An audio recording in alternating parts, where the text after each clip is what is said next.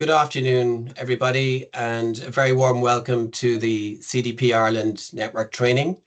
This is an annual event aimed at a broad range of responders, from first-time responders to CDP right through to seasoned veterans. There's always something to learn, and especially this year, I've been helping companies with CDP responding for over 10 years, and I guarantee you that I'll be learning plenty today. There's been a lot of changes in CDP, which we'll be covering.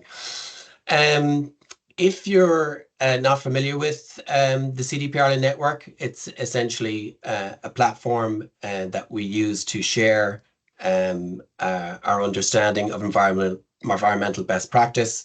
We'll be touching on that as well, but first of all, to go through the agenda. So I will just take you through some of the introductions, housekeeping, introduction to CDP.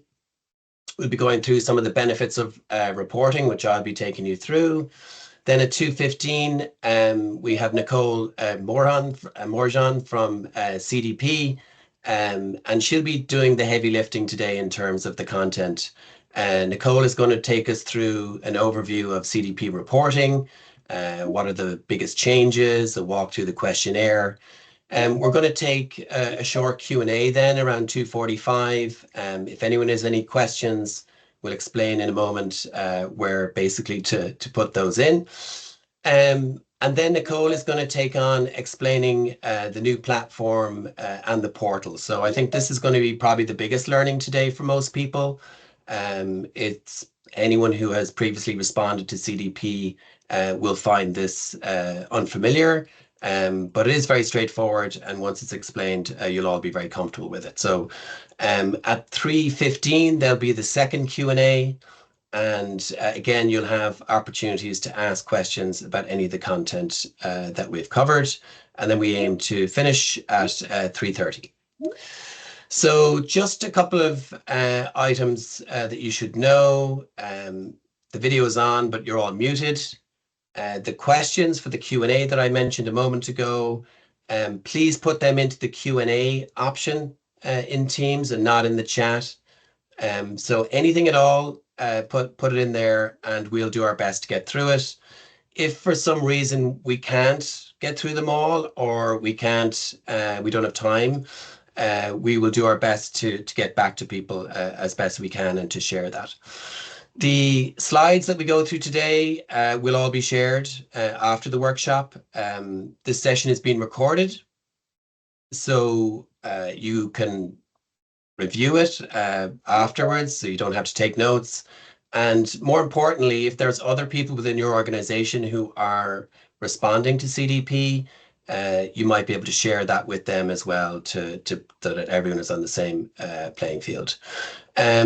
If there are questions, again, that are outside of what we're talking today, you can always reach out to myself or my colleague Paul directly via email. So just a little bit about the CDP Ireland Network. As I was saying, it's a platform for companies to share global best practice in addressing environmental impacts. The network, which is set up probably over 10 years ago now at this stage, runs many events, focus on supply chain, corporate ESG, and other types of reporting events.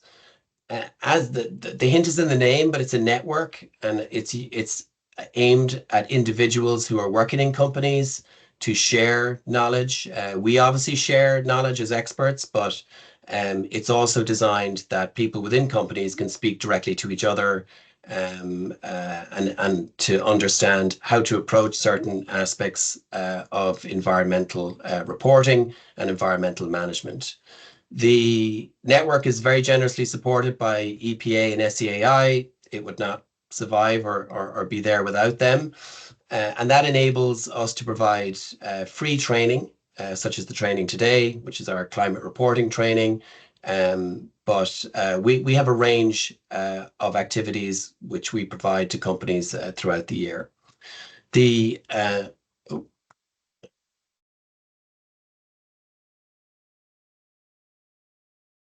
Sorry about that. The CDP Ireland Network website is basically a platform where you can identify and see all that information.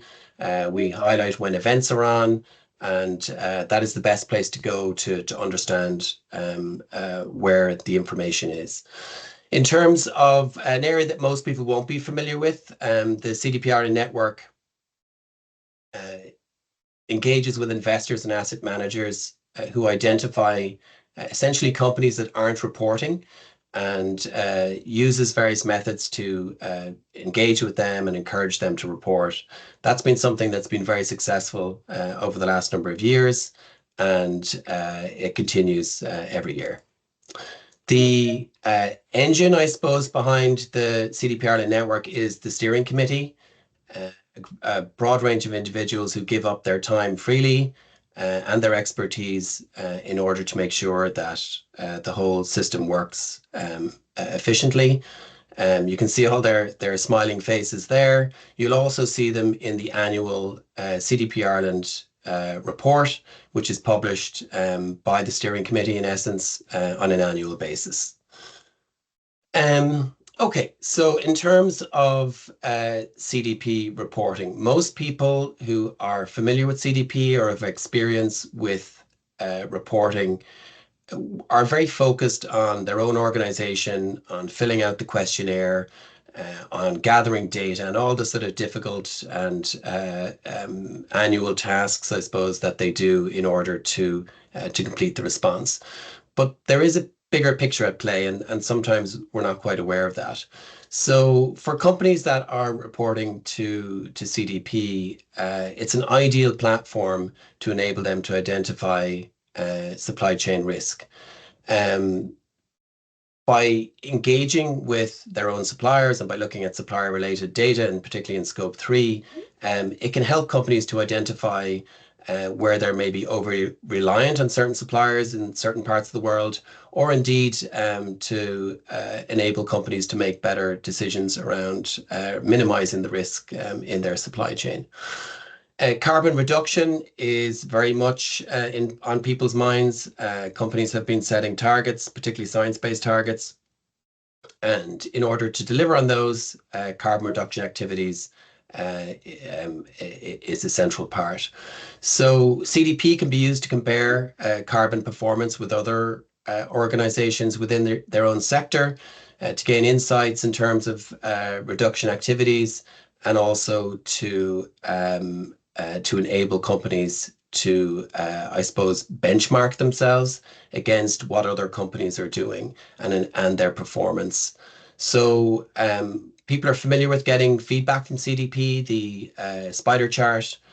That's an overview and some form of benchmarking against how they're doing with their peers. And there are other tools available to do that in more detail.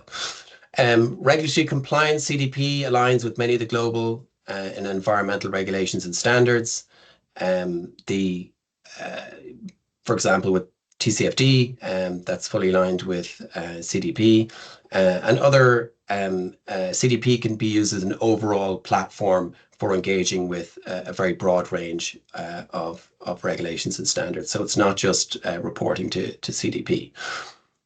Reputation is something that is not often considered in terms of CDP reporting, but it is one of the benefits. It can enable trust through transparency, and also with a lot of the rising environmental concerns that the public have, CDP is an ideal platform to enable companies to demonstrate their environmental credentials and also to show the journey and the path that they're on. CDP has, as I alluded before, is making significant changes in 2024 with a single integrated corporate questionnaire. So for organizations that previously would have responded up to 3 questionnaires, climate change, forest and water, that has all been integrated into one singular questionnaire. It enables efficiency because you're not reporting or responding to 3 very similar questions simultaneously. And the idea is that the modular based platform will make it easier for companies to, I suppose, grow and develop over time and report to a broader range of questions. Again, the alignment with standards and frameworks. There's a new questionnaire for small to medium-sized enterprises. This essentially follows the same path as the full questionnaire, but there are less questions to answer. And yes, the modular setup is definitely more efficient than in previous years. In terms of biodiversity and plastics, this is now a part of the key questionnaire. This is not going to be scored this year. Again, this is something that Nicole will talk about, but they're similar to last year. Plastics questions were in the water questionnaire, biodiversity and climate change. All responders will have to answer questions across this, even if they're disclosing across climate change, forest and water. In terms of the alignment with standards, so on the left-hand side, the Chi-Chi Protocol, TCFD, EU Taxonomy, IFRS, there's full alignment there, and there will be expanding alignment in the future with the SEC, EFRAG, and also TNFD as well.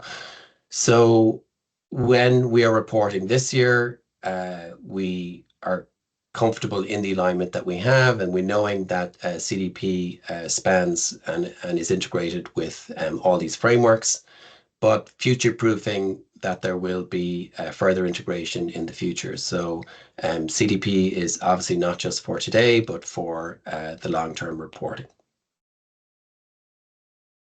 In terms of how the response that you complete is used, this information consists of about 23,000 responding companies. There are supply chain responders as well, and the 700 plus financial institutions reporting a significant amount of assets, 142 trillion in assets, that request 33,000 companies to disclose through CDP. So even though an individual response that a company is completing may seem quite isolated at times, particularly when you're filling it out, it is part of a much broader and expansive network, and the information is used essentially on a global basis.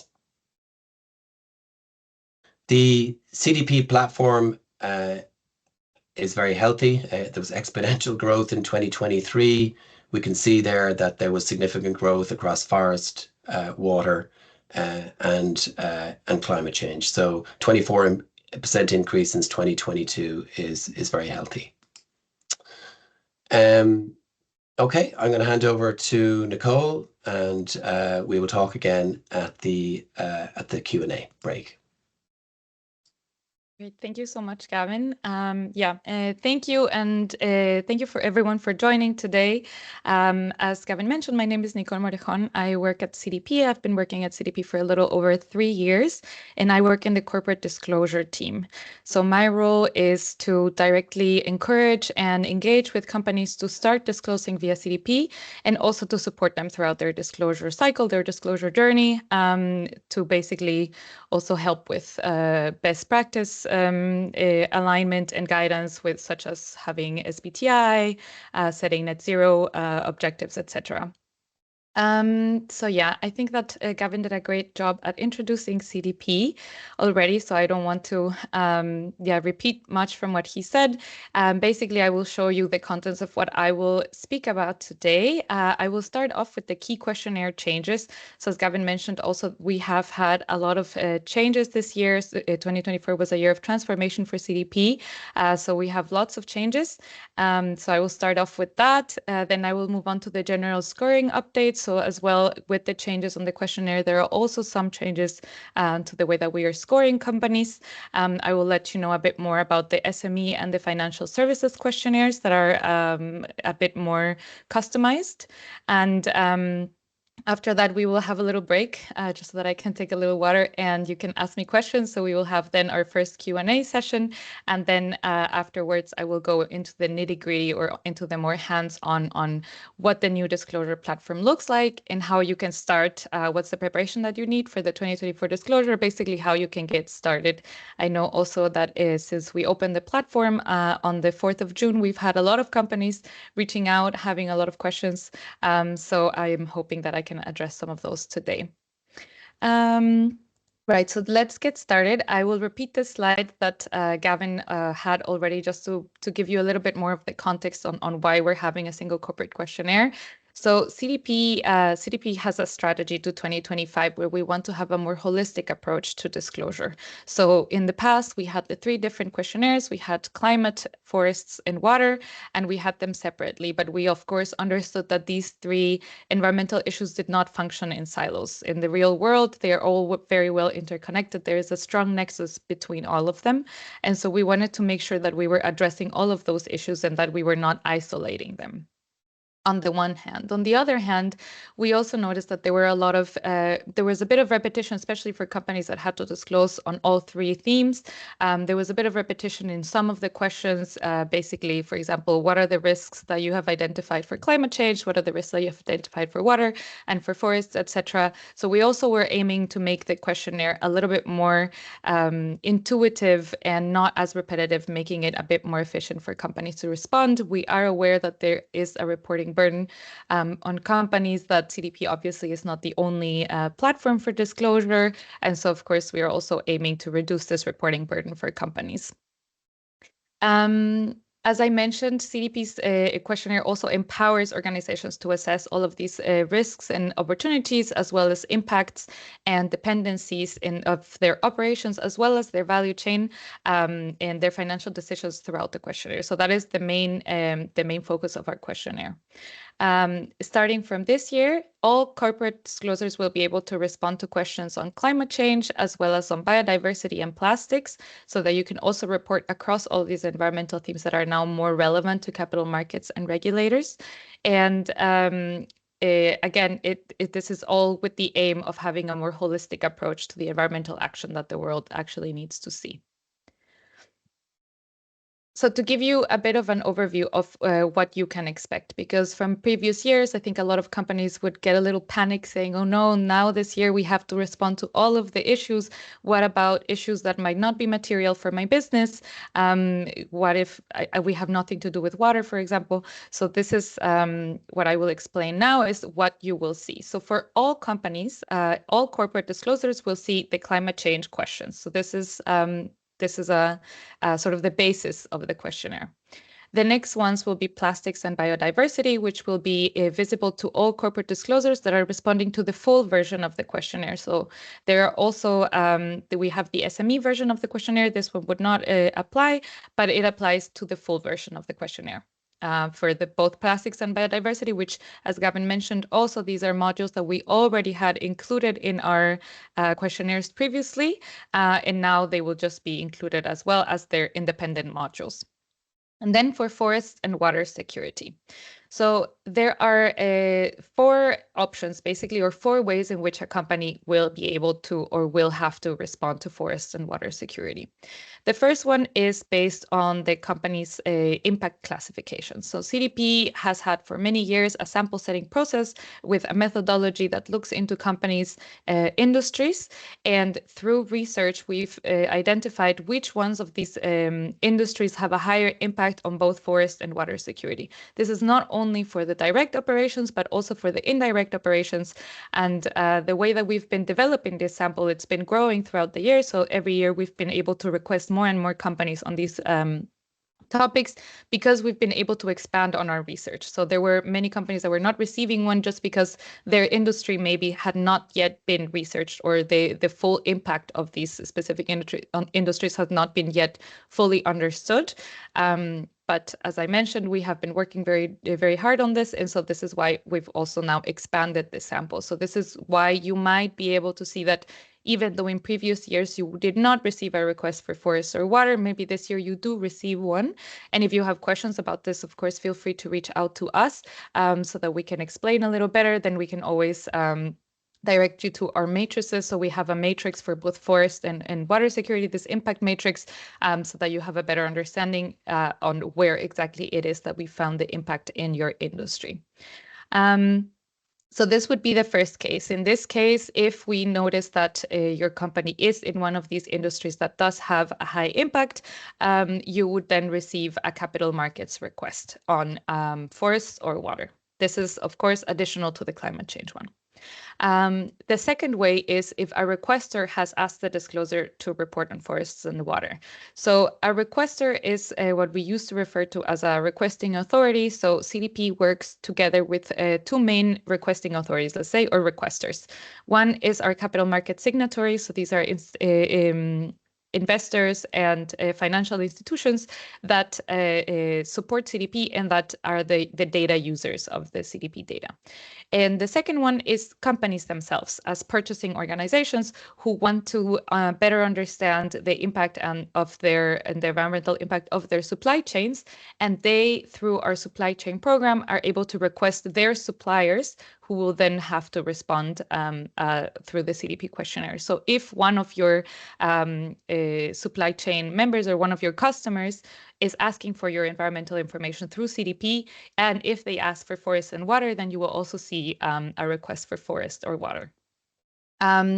The third way, and this I will touch upon this also a little bit more at the end because it's a bit more practical, but starting this year, we have included a pre-questionnaire to the questionnaire. So this is just to make sure that the questionnaire is basically customized as much as possible to your specific organization. And through this pre-questionnaire, it also asks a few questions about your industry and about whether or not you have assessed your company's impact on these environmental issues, such as forest and water. If you have assessed them and if you have identified that you do have dependencies, impacts, risks, or opportunities that are related to forests and water, then in those cases, you will also be requested and you will also see the modules for forests and water. And lastly, if you opt into forest and water, so it might be that you didn't receive a request, but you are very interested, you want to already be able to measure and manage your environmental impact in one of these two issues. And so you decide that you want to voluntarily do this, so then you can opt in to respond also to forest and water. To give you a better view of what the questionnaire will look like this year. So as I mentioned, the first module will be this questionnaire setup. This is sort of outside of the questionnaire, is this pre-questionnaire where you will answer a few questions regarding your organization. These questions are kept private. So this is just so that we can customize your questionnaire to better adapt to your company's needs. Then, as you can see from modules 1 to 6, we have what we call now the integrated modules. So these were the modules that if you were responding to several themes in previous years, you would have seen the same modules all across the 3 themes. So this year we've integrated them all. They're all in there. And then from modules 7 to 11 is where we see the environmental issue specific modules. So these are the ones where you will be able to respond to the data on climate change, forests, water security, plastics, and biodiversity. Module 12 is also an example, mainly for the financial services industry. So as in previous years, we also still have sector-specific questions. And so this specific module is a sector-specific module. So depending on your industry, you might also see a few either sector-specific questions or modules. And last but not least, we have module 13, which is just the sign-off, also part of the integrated modules. So this is what the questionnaire will now, depending on whether you are requested on water and forests or not. These are the versions of the questionnaires that you would see. To give you also a better idea of how our integrated questions will look, as you probably maybe some of you remember from disclosing in the past, you would have a question, for example, on whether you have identified risks and opportunities that are climate related. And then this would be repeated also for forest and water, whether it's forest related or water related. This year, we will have one question that looks like this, like a table where you are asked whether or not you do have a process on identifying, assessing, managing environmental dependencies, impacts, risks, and opportunities. And then you will get a separate row for each one of your of the environmental issues. If you are not requested on forests and water, then obviously these rows would not appear. But then you would definitely be able to see them for climate change, plastics, and biodiversity. Additionally to this, there are some other key changes that we are implementing also for a more thorough disclosure. So the first one is priority locations. So we are requesting companies to identify priority locations for both for all forests, water, and biodiversity. This is because we have noticed that also having geolocation of some of your of the main impacts can be quite important. Also, if your company is operating in sensitive locations or where there are other locations where a company has a substantive dependency, impact, risk, or opportunity, then this is something that needs to be reported on through the questionnaire. On plastics, we have expanded the plastics questions to not only focus on production, but to also encompass throughout the whole supply chain of plastics, so also waste, water management, and even financial services for plastics-related activities. So this is also going to be included within the plastics module. Then in terms of value chain mapping, this is something that if you were responding to forests previously, you might be familiar with this already, but we are expanding this throughout the whole questionnaire. So now disclosures must demonstrate that they have visibility and knowledge of all the entities across their value chain and their specific impact on whatever the environmental issue you might be reporting is. We're also going beyond risk assessment. So this is also shifting a little bit from the assessment that is focused only on identifying business risks and opportunities to one that is also assessing environmental impacts and dependencies. So this is mainly to be a bit more in line with double materiality. This is specifically related to Module 2. That is one of the key modules that has several new questions as well.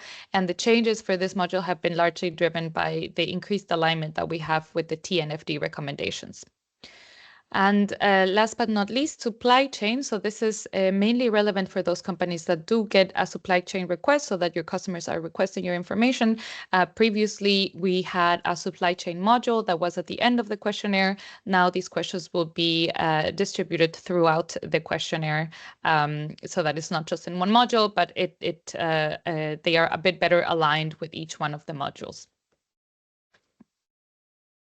So that is it in terms of the big changes that we've made. Now I will go into a bit more of the scoring updates that we have this year. So first of all, companies, even though we have an integrated questionnaire, companies will still be able to see 3 scores. So they will be scored individually for climate change, forest, and water security in 2024. For the modules on plastics and biodiversity, these are still considered pilot modules. We started with them 1 to 2 years ago, and so these are still going to remain unscored as we continue to empower companies to start disclosing on these environmental issues. However, of course, we do recommend companies to start disclosing as soon as possible, maybe take advantage of the fact that now there are no scores. You can just take a look at the questions, respond as much as possible so that you can already make sure that you're collecting the right data that you need and that you're prepared for when we actually do score these modules. There are some also new developments on the scoring framework. So if you've been responding through CDP, you know that we also, additionally to our scoring methodology, we also have essential criteria. So our essential criteria was mainly aimed at A-list. So this is for companies that were awarded the top score, which is an A. So in order to be awarded with the top score, we had these essential criteria that were additional to the questionnaire. And this year we are expanding this essential essential criteria to not only affect the A list or the leadership level, but we are also expanding them throughout the other levels. These essential criteria will also focus on ensuring adequate governance and processes that are in place to address an organization's risks and opportunities and to prepare for ambitious corporate action on climate change. So these are only focused on the climate change modules and will be only for climate change. Some of the areas of focus, as I said, will include governance, processes, and ambition. And these will, of course, also go in accordance with the respective level. So for disclosure, awareness, and management and leadership, they will each have then their essential criteria that will be according to these levels. For forests and water, these two will not have essential criteria below the A list, so it will continue to be as it was in previous years. And for forests specifically, organizations are expected to disclose on all commodities they source or produce, even if it's 1%. It is still expected that you disclose on all of them. And for forests specifically, there's also another big change, that is that we're going to 1 score from 4 scores that we used to have. So previously, companies would receive a forest score on each one of the commodities. We actually have around 7 commodities available, but only 4 of them were scored, and those were soy, palm, timber, and cattle. Now, companies will have 2 sort of combined scores. So one of them will be the general score to the general or to the integrated questions. And then there will be the combined commodity score. So they will receive a score for each soy, palm, timber, and cattle. This score will be combined. And then this will be combined with the general score for a single forest score at the end. So now companies will no longer see 1 to 4 scores, but only 1 forest score. And lastly, for financial services companies, as in previous years, climate will, of course, be scored publicly. But if you're a financial institution, you know that in the past few years, you have received also an additional module on forests and water that looks mainly at the forest and water impact of your portfolio. And in the past few years, the forest portion has been scored privately. This year, for the very first time, water will also be scored privately. And so you will be able to receive the scores as well, but they will not be shared on our website. And now I will also move quickly through the SME disclosure. So as I mentioned, and as Gavin mentioned as well, this year we have a brand new SME questionnaire. So we have introduced this dedicated questionnaire that is specifically for smaller and medium enterprises, so that we're hoping that this will also make it easier to understand for companies to understand where they should be focusing their attention, build their capacity, and act. And this, of course, we understand that SMEs might not have the same amount of resources or time or capacity to fill out the full questionnaire. So this is why this is also an option now to have the SME questionnaire. It is focused on climate, so it would not have modules on the other environmental issues. Yeah, we are aiming just to match it well to the resources of SMEs. So this is just a little graph where you can see what the recommended version of the questionnaire is, depending on how big your company is and depending on your revenue. So if your company has more than 250 million revenue or more than 1,000 employees, then we recommend to respond to the full version. And there is no option to then respond to the SME version, as those would be considered quite big companies. For companies that have between 50 million and 250 million dollars revenue yearly, we also still recommend the full version, but you have the option to opt in to the SME version. And lastly, for companies that have less than 50 million dollars revenue a year, then the recommended version would be to do the SME version. And you also have the option, of course, if you have the will to fill out the full version of the questionnaire. this is what the SME questionnaire will look like. So just to compare it with the previous slide that I showed on which modules are included for the SME questionnaire. So as you can see, it has fewer modules. It also does not include the modules on the environmental issues for plastics, biodiversity, water and forests, as this is focused on climate change. So yeah, this is what it would look like if you decide to go for the SME questionnaire. Lastly, I also wanted to mention the financial services questionnaire. So as it has been in the past, we do have sector-specific questionnaires. In most cases, they only include a few additional questions that are customized and dedicated to your industry. But in the case of financial services, of course, there is quite a few questions as well as a whole additional module as it has been in the past. Of course, that all of our alignment doesn't mean that we want to make a one-size-fits-all approach. In fact, with the alignment, we're also trying to then cater a little bit better to the different industries. So the financial services companies will then receive the questionnaires full of tailored questions that are bringing together the environmental issues of materiality across all of the environmental issues that I mentioned earlier, so climate change, forest, and water security. This questionnaire will also help companies to streamline the reporting, as it is also aligned against the GFANZ related commitments, as well as the investor agenda climate action plans. So the idea is also to reduce their reporting burden, and so that you know that you have this critical mechanism to track and to show your progress. And again, to just take a look, you can also see that this is what the financial services questionnaire will look like, where you have these modules that are specific to the financial services sector. All right, so that is it for me for the first bit. So I would like to make a pause. I know that it was a lot of information that I just gave. So yeah, I'm happy to also take a look at some of the questions. I see that there are a few in the Q&A. I don't know, Emily, if you have some for me. Yeah, I'm happy to read the ones from the Q&A. So one of the questions was, Eddie Taylor has asked if the main activities are outside of Ireland, are the reporting requirements different or the same globally? So the reporting requirements are the same globally. I'm gonna go skip back to the beginning. This is a slide that Gavin shared, where we can see what are the frameworks that CDP has been aligned with. So on the left, you can see that we are aligned with the GHG protocol, the TCFD that we've been aligned to since 2018, the EU taxonomy, which also was included in 2023, and the framework that we will be aligning starting this year is with the IFRS S2. So this is the standard that has been developed by the ISSB, or the International Sustainability Standards Board, and we have chosen to go with this alignment mainly because CDP is an international organization. So we are a global organization. We are also receiving a lot of responses from companies in Latin America, in Asia, and so we of course understand that we cannot sort of put the same standards as the ESRS, sorry, and for everyone.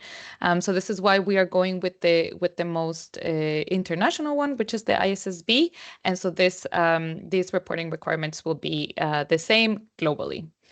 We do expect to expand our alignment a little bit in the next few years. And of course, we also expect to put this alignment also on all of our questionnaires. So we will not be making regional differences in terms of what we're asking from companies. Great, thank you. Yeah, I just want to add to that as well. I read that slightly differently, in that he's saying his activities, the main activities that are business, are outside of Ireland. So if this is more emissions based, when you're filling out the questionnaire, you will be identifying the countries where you're reporting emissions. So, but it'll be the same questionnaire regardless of what country that you're operating in. The second question is, are there timelines as to when the plastics and biodiversity modules will be scored? I would also like to add to that question, if you have deemed in your double materiality assessment that biodiversity or plastics are not material to your business or business activities, is there an opportunity to opt out of those topics to report on? So I'll answer the first one first. So timelines as to when plastics and biodiversity will be scored. It is difficult to say. We do not have anything that has been confirmed yet. However, we have had these two modules as pilots for a few years. So I think biodiversity has been there for 2 years and plastics for 3, including this year. So I think we are getting ready to start scoring these. Of course, this also depends a lot on the frameworks that we're aligning with. So obviously, we also want to have a bit more of a cohesive framework so that we can also have a coherent scoring methodology. So yeah, unfortunately, we don't have any timelines as of yet, but I wouldn't be surprised if next year we already start scoring them. And in terms of opting out, so first, as I mentioned, these are not scored. So if companies decide not to respond to these, then it will not affect the scores of climate change, water security, and forests. However, we do encourage companies to start disclosing as much as possible, even if they're not material. The main questions are asking on whether you have assessed the impact of your company in these issues. So if you have assessed that you don't have plastic, that you don't have any impact on plastics, or that your company absolutely does not produce nor touch any sort of plastic production throughout your entire supply chain, if you have managed to assess that, then this is where you can say, yes, we have assessed it and we have noticed that we don't have an impact. And it also helps you explain a little bit what methods were you using when you assess this, and if you do have some impact, are you committing to any sort of are you making any commitments, or are you joining any initiatives in order to reduce your impact on both plastics and biodiversity, etc. So it's just a little bit more about exactly that, asking whether or not companies are already taking into account these environmental issues, whether they are including them in their assessments and also in their materiality assessments, and if so, then how they are doing it. So yeah, I think that it is material then for everyone. Great, thank you. There was 2 questions regarding verification. So is there a requirement to have third-party verification under the water and forest topics as the same as there is for climate change? And the kind of second part of that question is there, how many marks do you forgo if you do not have your climate change, specifically emissions, verified? All right. So the first one for verification, this is a good question, as I will mention a little bit more on this a bit later. But but we do have now the scoring methodology, and it is available on our website. So my best answer at this would be maybe check on the scoring methodology. I unfortunately have not. Don't have the answer right at the top of my head, but I'm happy to check. But this is also publicly available on our website. So if you go to our Guidance for Companies website, you'll be able to see our scoring methodology, check the different criteria for verification, and then you will be able to see what sort of verification is requested. I don't believe that it will be exactly the same. Obviously, for the verification for GHG emissions is quite different than for water and for forests. Specifically for water, I don't believe that there is sort of a verification standard that is already widely known, but I might be wrong. Again, please check the scoring methodology. But I would say we will definitely have some sort of ask to just to ask what kind of data you are responding to or reporting. And then how many marks do you forgo if you do not get your data verified? That is a very difficult question to answer. Again, our scoring methodology is quite comprehensive, so it always depends a bit on exactly what it is that you're responding. Again, I wouldn't be able to tell you on the top of my head how many marks do you forgo, but you can definitely see and look it up in our scoring methodology. But I can tell you that the verification is quite an important, or in the past at least has been quite an important part of especially scopes 1 and 2 emissions modules that now will just be all included in the module for climate change, which is module 7. So I would definitely recommend to take a look at the scoring methodology so that you can fully understand exactly how many points will be missed, let's say, if you don't have your data verified. Great, thank you. There's one final question. It's about the essential criteria for A and an A- rating. Do you have to meet all of the requirements of an A and an A- rating to achieve an A- or an A rating? Yes, the answer is yes. So in the past, as we've had essential criteria for example, just the A list, it was necessary for companies to meet all of the requirements in the essential criteria for A list in order to reach the A list. If even one was not fulfilled, then the companies would not have been able to reach the A list. So this year it will be the same case for the essential criteria that has been expanded to the other levels as well. But as I mentioned, they will be proportional to the levels, right? So of course, we're not going to expect companies to have, let's say, net zero targets for disclosure. So yeah, again, we have just also published these documents last week, I believe, on the essential criteria, as well as their scoring introduction documents. So they're brand fresh and new on our website. So I would also recommend checking our website. Also included the links here in a few slides. So yeah, I will definitely recommend to take a look as well.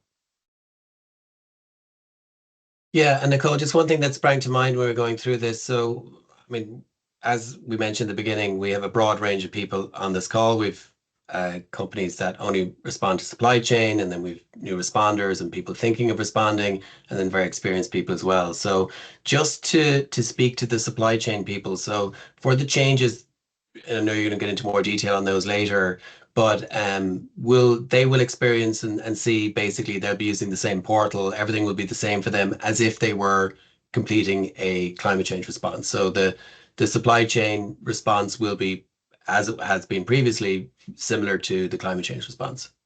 Exactly. It will be exactly the same. As I mentioned, one of the changes now is that instead of seeing one module that is for the supply chain module, where you could basically allocate your emissions to your separate customers, this time those questions will be distributed throughout the questionnaire. So not only in one module, but they will appear throughout the questionnaire. You will be able to see them as well because they will have the supply chain identifier, but everything else would be the same. So you would see exactly the same portal, the same questionnaire, just with these additional questions that now will be distributed throughout the questionnaire. Okay, and again, like previous years, if there was a supply chain responder, they had the option to basically upgrade that to a full climate change response, so that it just wouldn't be within the supply chain platform. Is there still that option this year, and do you know where that is in the questionnaire? Yes, so that's still an option. This would not necessarily be in the questionnaire. For this, you would have to reach out to the help center. So basically, the way that it works, or the main difference between somebody that is only responding to a supply chain request and a company that is responding to a capital markets request, is that it's visibility. So if you're only responding to a supply chain request, this data will only be shared with our supply chain members, so your customers. So this means your score, as well as as all of the data that you're entering into the questionnaire, will only be shared with your customers. If you would like to then be able to share that more widely and to also reach to our capital market signatories, for example, and have them be able to access your data as well, then of course you are also able to opt in. And to do that, you would have to go onto our website, go to the help center, and then through the help center, you can basically request a voluntary disclosure, since you're again voluntarily deciding to disclose publicly. The other difference is that companies that have only been requested by their customers are not subject to the admin fee. So responding to the capital markets request, so having your data also be publicly available on our website, then will also make a company be subject to the admin fee. But I will also talk a little bit more about the admin fee in a few slides. Okay, great. Thank you. Great. All right. Yeah, I think that's it on the questions. Will we just Yep. head into part two? Great. Yes. Let's go ahead.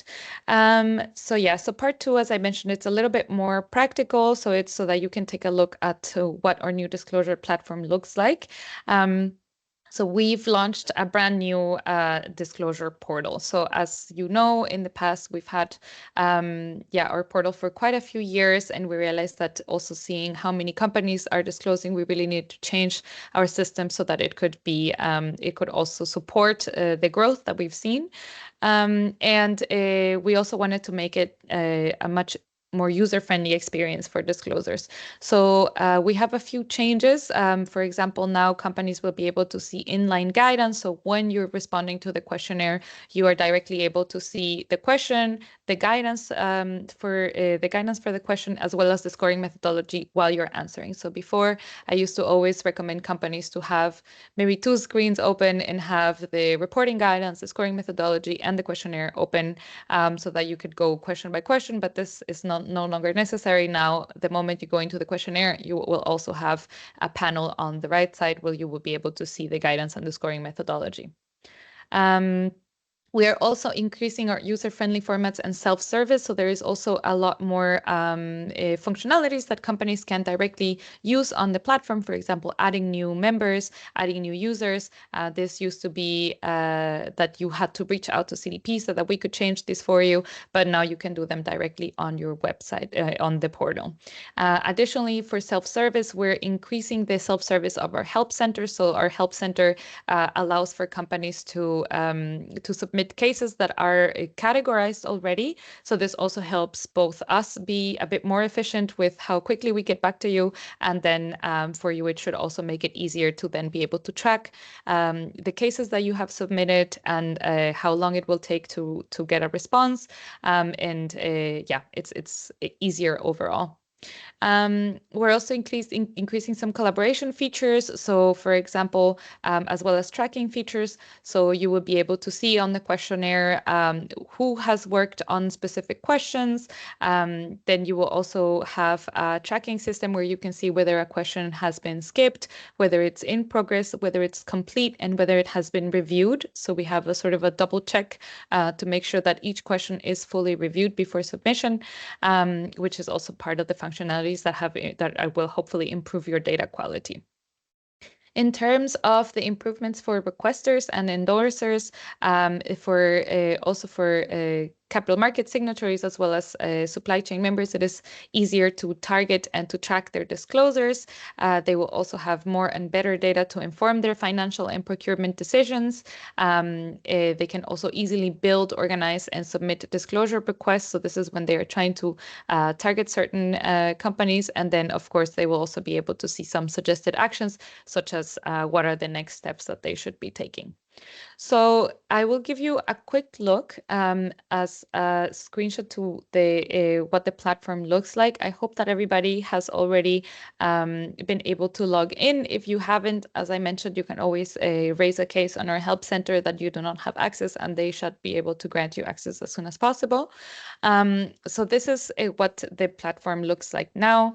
You have an interactive homepage that changes according to the stage of the disclosure cycle. You will also be able to see a checklist of what the suggested actions are that flag important actions that you need to take. There's, as I mentioned, the increased self-service functionalities, and you also have a quick access to the guidance and support resources.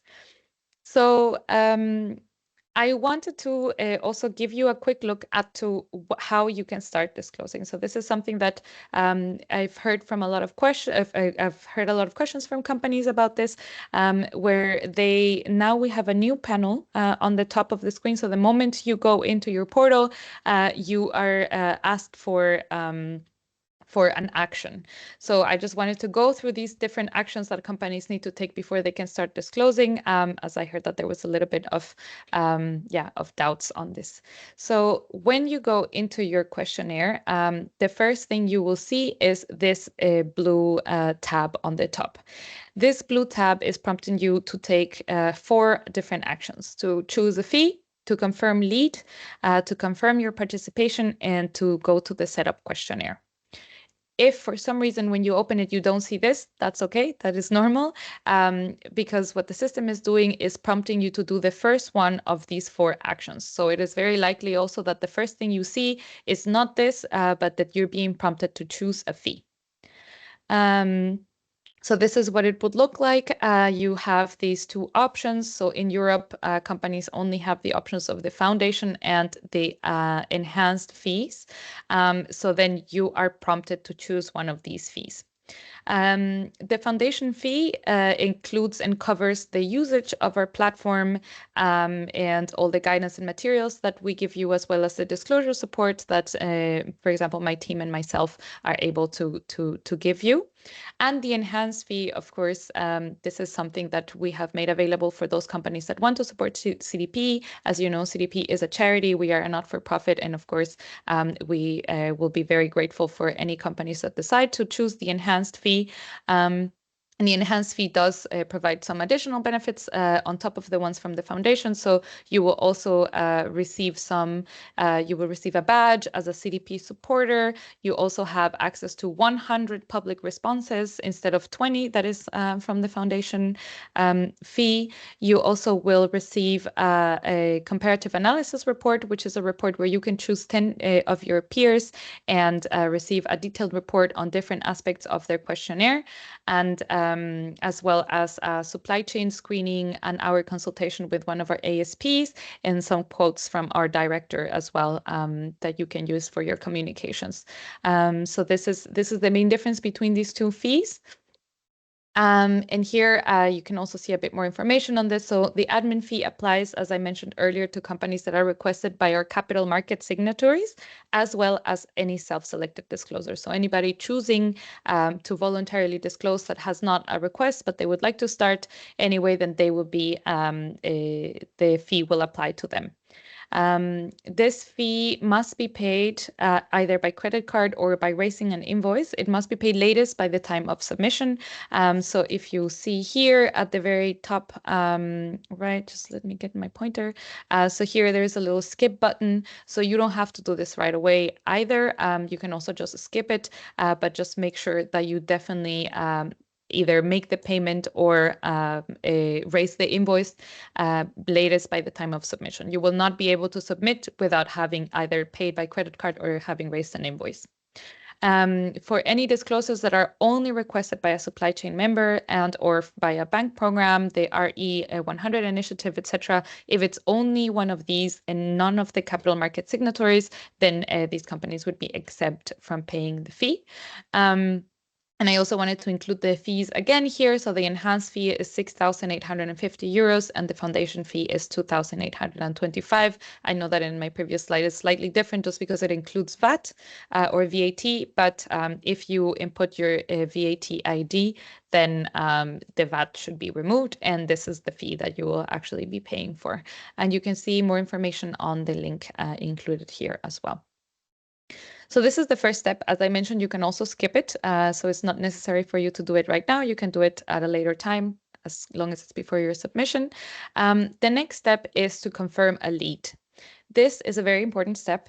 So this you definitely shouldn't skip, or you should try to do it as soon as possible, because it will not you will not be able to start your questionnaire unless you have confirmed your lead. So if you've been disclosing before, you probably heard about or you remember the main user.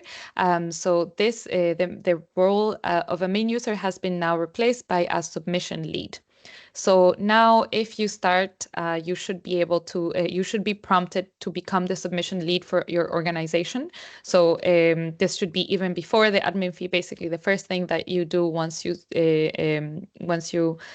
sign in should be to see this little pop-up of become the submission lead for your organization. If for some reason you've skipped it or you've said continue as a contributor and you do want to become a submission lead, you can always just go into the invite new team members. So I think maybe you can see it here. Unfortunately, I don't have a better screenshot, but here it says invite new team members. So in this little area, you will be able to see a list of all of the users on your organization that are using the CDP portal and their different roles. And then you can also then click on the role that you would like to give that person. So you can give yourself the submission lead role. So the submission lead role is quite important because it also has the highest level of responsibility over an organization's disclosure. So they can carry out the exact same tasks as any disclosure contributor, but additionally to that, they will be the ones that will be able to accept the terms and conditions for our website use, to edit your organization's HQ address, to confirm the questionnaire setup, which is the next step that I will talk about in a second, to accept or decline any requests. So it is also possible that some customers might send requests later on. So it would be the submission lead who will either accept or decline these requests. And lastly, and most importantly, this is the person that will agree to submitting your organization's response. So of course, as I mentioned, very important to choose the submission lead before you start disclosing. We also have a lot of knowledge articles. So through our help center, you can also find our knowledge articles that are basically the small guides on how you can set up a submission lead, all the different types of roles. So I've also included a link here at the bottom of the slide where you can see what are the roles and how you can become the submission lead. Once you have become the submission lead, you can go on to confirm your participation. So again, you can confirm your participation here. It's a simple yes, we plan to disclose, or no, we will not disclose choice, and then you can save the changes. You can also always change this later on. So if you at the beginning said yes, we will do it, and then realize that you cannot do it, you can always change it, and same vice versa. If you've decided that actually this year you will be able to disclose, then you can always change it to yes, we plan to disclose. This is mainly for us to also be aware of how far in your journey you are. And if you have confirmed, then obviously we will be sending you less reminders, let's say, or fewer reminders, as if you say, no, we will not. And of course, if you say, no, we will not, then we will also not be sending you any reminders in that case. And then last but not least is the setup questionnaire. So this is this pre-questionnaire that I was mentioning earlier. This is quite an important step, as it will allow for us to customize the questionnaire for your specific needs. So these are some introductory questions that will allow your company to see the right version of the questionnaire. And these answers will not be publicly disclosed. They will only be shared with us just for the setup of your questionnaire. They're also not scored, so they're not part of your actual response. They're simply just to get you set up. And as you can see, there are these five topics about your organization: activity classification, assessment of environmental issues, intent to submit, and additional information. Yeah, these questions will appear. You can also change your answers at any time until you submit your final CDP response. But here, please note that any changes might actually change the way that the questionnaire looks like for you, and it could affect the questions that appear in your CDP questionnaire. So just be mindful of this. And yeah, as I mentioned, they're not disclosed publicly. These are the different areas of the questionnaire setup. And the most important one, I think, also is the assessment of environmental issues. So this is where your company will be asked whether or not you have assessed your environmental issues or your impact on, for example, forests and water, and if you have identified any major impacts on these different issues. If you have identified them, and if you did not have a request initially for forests and water, this will trigger the modules to appear. So if you do have identified impacts, then obviously we would like you to report on those impacts. So then we will be able to see these modules. Again, you can also change this later on. But yeah, just so that you are aware that the answers to this, especially assessments of environmental issues, will also trigger or might trigger a request on forests and water. After you have been, after you've finished with setting up your questionnaire, you should be able to see this little thank you pop up where you can finish the setup, and you will be able to return to the homepage. This data, as I mentioned, will be saved even if you have not completed the whole questionnaire setup process. It will be saved. Your progress will be saved if you return to the homepage. But if you're finished, then you can now begin responding to your questionnaire. Of course, for this, again, very important that you already have a submission lead, even if you have finished, or I believe it's not even possible to set up the questionnaire without a submission lead. So just make sure that you do pick one before you start.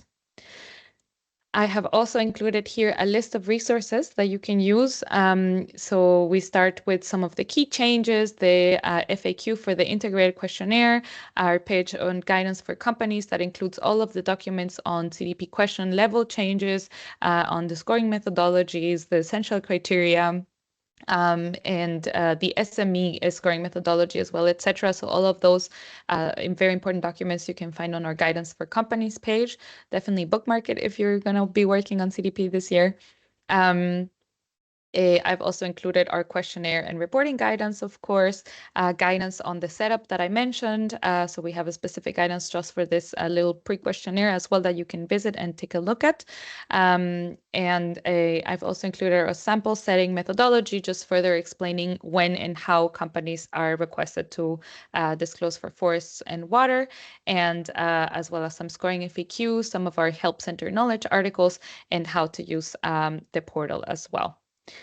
So lastly, I wanted to go into our timeline for this year. So now we have already started. We're right in the middle of the disclosure cycle. Companies have been able to respond since June 4th, and companies will be requested to disclose on the 18th of September. So this is the scoring submission deadline. This means that if you want to be scored for your submission, then you have to disclose by this date. Our portal will continue to be open until the 2nd of October, and companies can still disclose until the 2nd of October, but please note that if you're disclosing after the 18th of September, you will not be scored. And last but not least, we of course know that this is a shift, that the timeline is different than what it has been in previous years, but we still expect this year to be able to publish our scores by the end or by Q4 of 2024, so that there are no further delays with your scores. But yeah, this is the main timeline, and that is also it from my side. I hope that I was able to give you some good insights to answer your questions. And yeah, now of course I am also open for the second session of our Q&A. So yeah, that's yeah, great work, Nicole. You covered a lot of ground. There's an awful lot in there, and as we mentioned, this is recorded so people can go back through it. Now, I have noticed the Q&A is a little bit quiet, so I'm not sure are people overwhelmed or just being a bit shy, but if you could please put any questions in that you have now. It's not often that you get direct access to Nicole in CDP, and you can ask her questions and she'll answer them straight away. So please do take advantage of that. While you're thinking of your questions and hopefully adding them in there,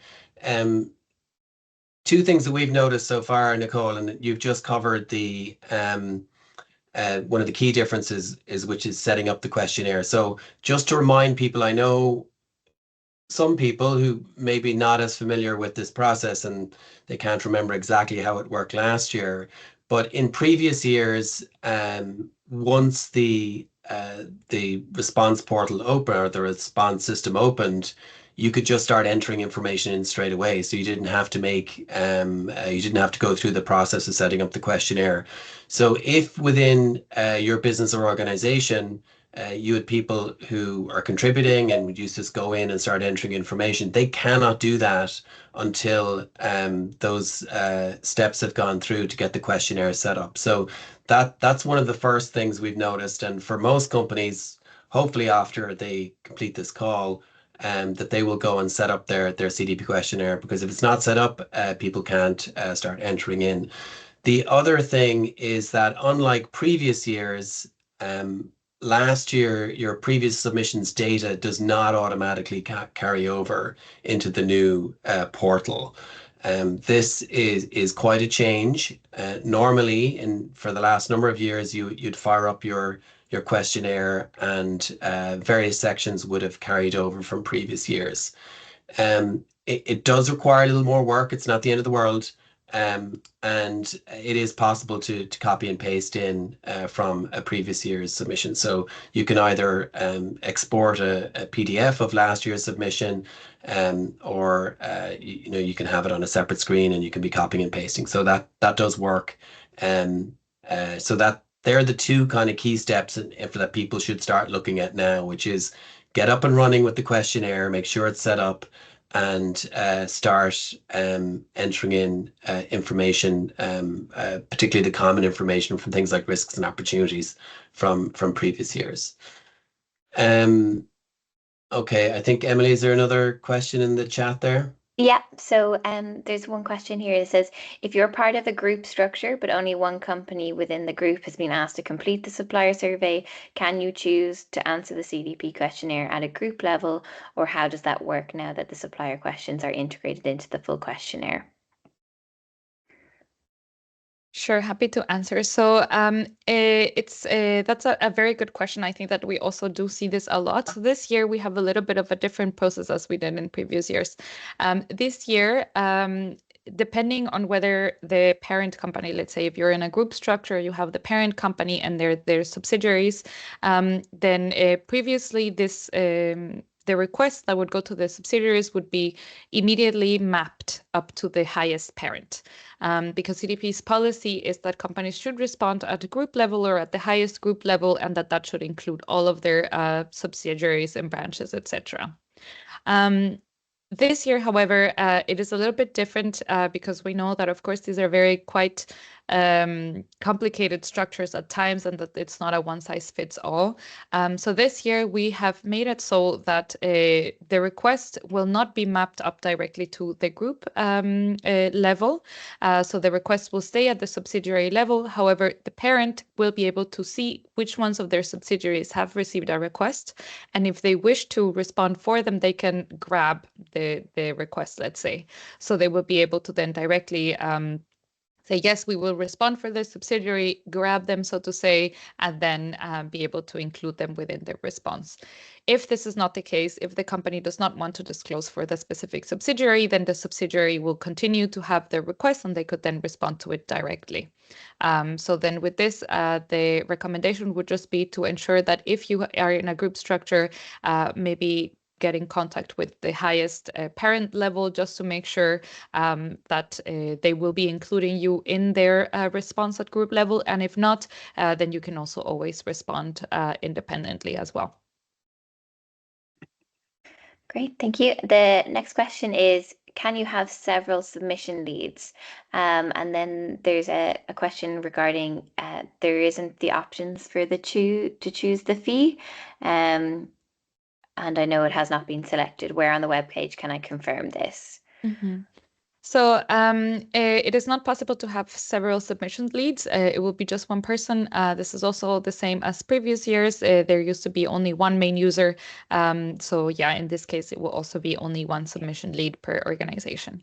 And when you click on choose fee, it depends. So it might be that your company is not is exempt from the fee. So it might just be that you do not have to pay a fee. So then you can just skip this step.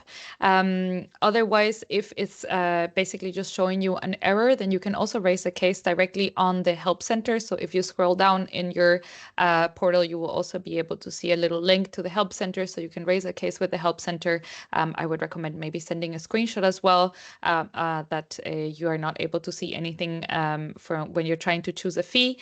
And request for them to help you with this case. Again, I think that also I've seen a lot of companies that were getting a bit stressed because they couldn't make the payment, or that we were having some issues with the payment. They didn't know it wasn't working the same way as previous years. So again, of course, it's great that you pay the fee as soon as possible.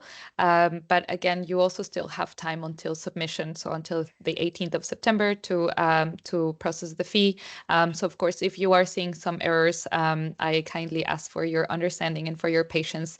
Please do send us your cases with the screenshots so that we can resolve these as soon as possible. And yeah, please bear with us. I know that we're trying to implement all of these really big changes. So of course, we do have some hiccups here and there, but we're also definitely here to support you as well. So don't fret, you still have time. Just on that as well, just on the submission lead. So like previous years, it's possible to set up, you don't need more than one lead because you can set up individual contributors to have various levels of control. That some can just review sections, some can edit and review, etc. So that can all be controlled within the portal, and additional contributors can be invited. It's a very simple process. It's very efficient and it works well. So there's no requirement to have more than one lead. It just you can build the team as big or small as you want from all within the portal. Okay, and actually, I just wanted to also say, because this has happened against or after previous training sessions as well.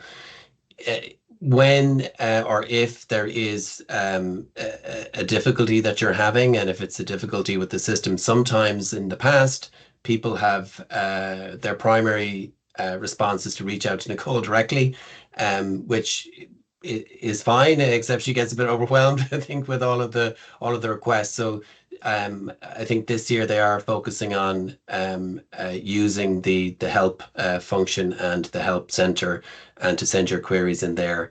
I mean, obviously, if it's something that can't get resolved, Nicole is there to help, but do try and use the help center function as much as you can. Yeah, absolutely. I think there's a few specific questions here in the Q&A that might actually be more useful to use that help function for, particularly if it's based on your own portal and your views in the portal. There is one question here regarding a company that has been requested to respond to climate change. However, when they set up the questionnaire, they received a requirement by CDP to respond to water. If they want to know, is this to do with the industry that's been selected? And if they don't respond to water, will it be flagged as an F as a score? Mm-hmm. First, depending on the setup, as you mentioned, so of course, it is also possible that your company is in part of an industry that does have impact on water, and that this was not flagged initially. This is part of what I mentioned earlier of this development of our sample, where we are expanding the research onto the different industries. So we do have a few companies that might not have initially seen a water or forest request, and after filling out the pre-questionnaire, then they will be able to see one, even if they have not selected that they do identify some impacts with these environmental issues. So this is a possibility. And in those cases, indeed, if you do not respond to these requests, then it would be flagged as an F, which is a failure to disclose environmental information on this issue to CDP for scoring.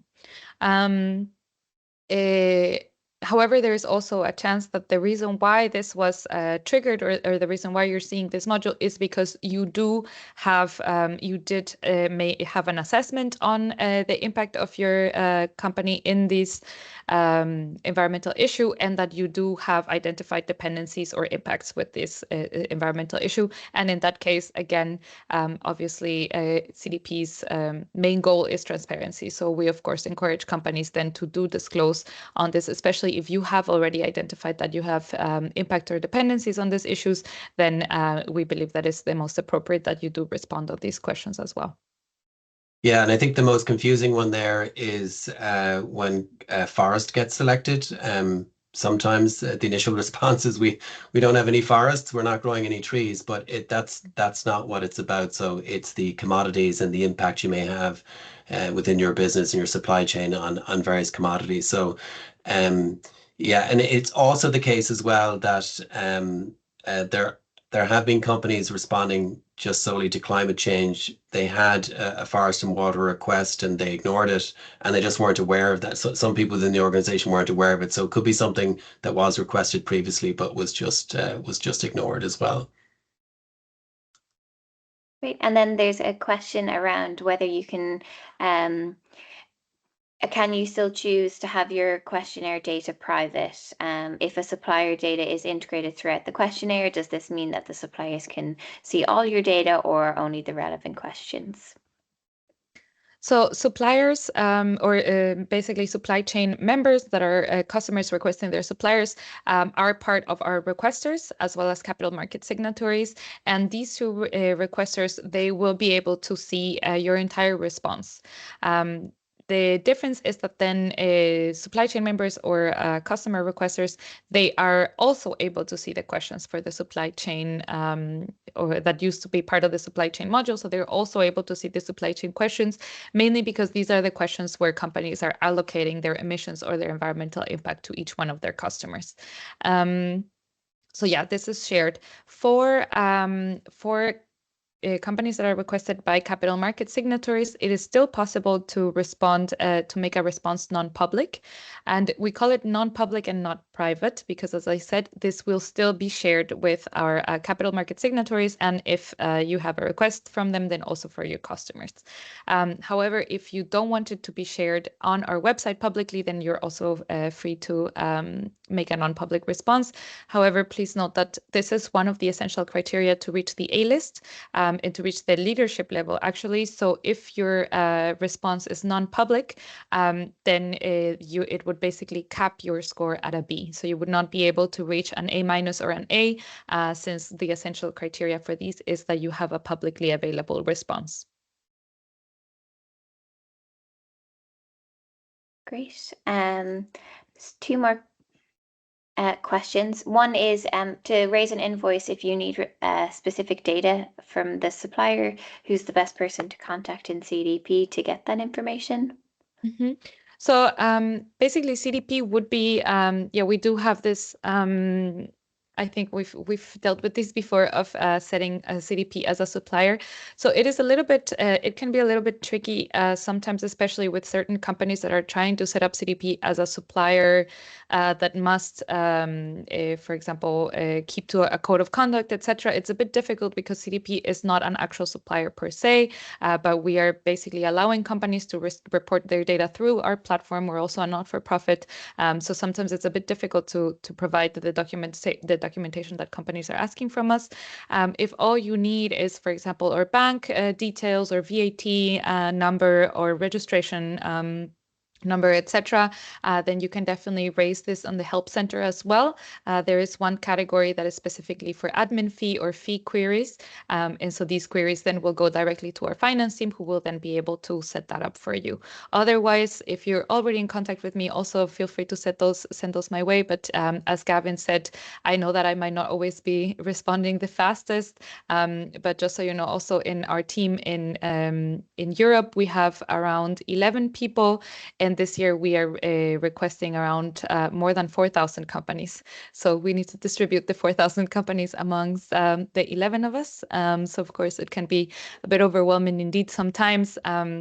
Which is also why we are expanding the services from our help center, also to help them with this finance issue so that they can directly go to the finance team. So yeah, definitely recommend using the help center.